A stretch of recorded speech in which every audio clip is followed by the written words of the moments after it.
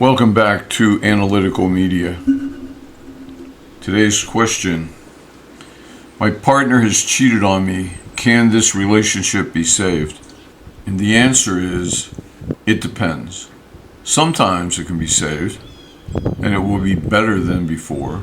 And sometimes it cannot be saved. No good relationship involves infidelity. Now, there are many relationships where sex is open, where partner swapping is occurring, key parties occur.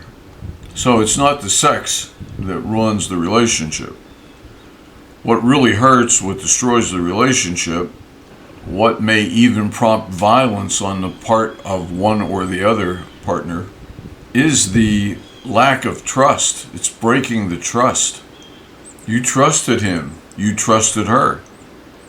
You believed him when he said he was going to Walmart.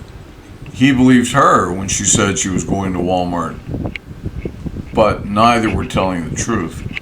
And that's the problem. It's breaking the trust that's the problem. And the only conceivable way to save the relationship is to rebuild that trust. And it must be rebuilt. It will not regenerate on its own. When your partner says, I promise I'll never do it again. I was so wrong. It was terrible. That promise means nothing. Because after all, they made you the same promise before when they said, I'd never cheat on you no matter what. No, absolutely not. He's just a friend. She's just a friend. You need trust. You need to be able to trust your partner, your life partner, the person that you share so much with. And as soon as that trust is broken, that love is severely damaged. And it will not regenerate on its own. And no amount of promising will regenerate it. Trust must be rebuilt. Now, what that means is that when he says, I'm going to go out for an hour, I'm going to go down to visit my friend Bob, we're going to work on a car together, then he cannot be lying.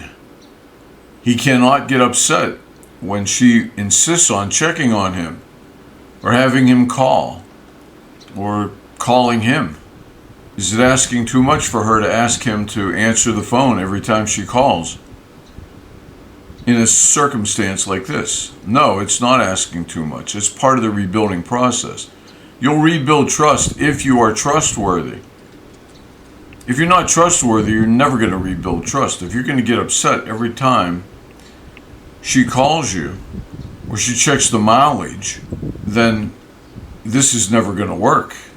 You have to realize if you are the guilty party, whether it's the man or the woman, you are not believable. You are not trustworthy. It's not like, yes, I slipped. No, you are not trustworthy.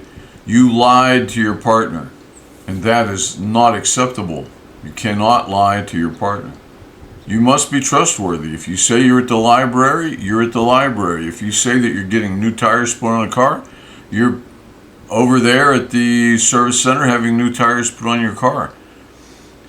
Now, most people, the guilty party, the cheater, oftentimes will not accept being checked up on. They feel like they're being treated like a child. They feel like you don't trust them anymore. Well, guess what? You don't trust them anymore. And guess what? You should never have trusted them in the first place. You made one mistake, you learn from it. You can't trust them. They lie. That needs to change. You need to rebuild that trust. If you're the guilty party, you should volunteer to be checked up on. You should build evidence that you're telling the truth when you come back from the tire center. Even if you're just going for an estimate, you should have some tire brochures. You should have the name of the guy you talked to down there. Maybe take a few pictures with your camera. If you're over at Bob's working on the car or playing video games, send some pictures from Bob's. Are you being treated like a child? Yes. Should you be treated that way? Yes, of course, 100%. Because You lied. You were a liar. Worse than that, you were a cheater. Worse than that, you really broke her heart, or his heart. Yes, relationships can be repaired, but it takes time. Doing counseling, marriage counseling, individual counseling can help. Certainly it can help. And it might be the very reason why your relationship succeeds. If the cheater doesn't want to go to counseling, there's almost no chance it's going to succeed. The cheater has to assume and accept responsibility for what he did or she. You're guilty, very guilty. It's not like you dropped a plate and broke it by accident. You lied over and over and over again. You broke vows. You swore not to. And it has to be corrected. You'll be trusted, comma, when you are trustworthy. If you're not trustworthy, you will never be trusted. You can't lie. You have to have honesty.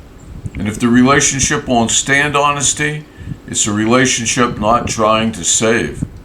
As an overview, we at Analytical Media encourage you to work on your problems, get adequate help, and save your relationship. At least try. If you have children, it would seem obvious that you would try because you have more to lose. But the truth is, we don't see much difference. If you have a good relationship, if you have the basics are there for a relationship, it's more than worth saving because it's hard to find a good relationship. When you find the right person, even if they're somewhat flawed, save it. Save that relationship, at least try.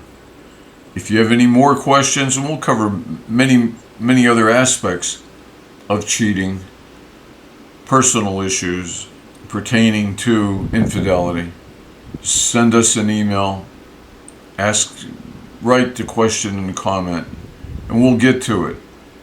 We certainly will. We'll certainly try. Okay, we'll talk to you later, next time we post.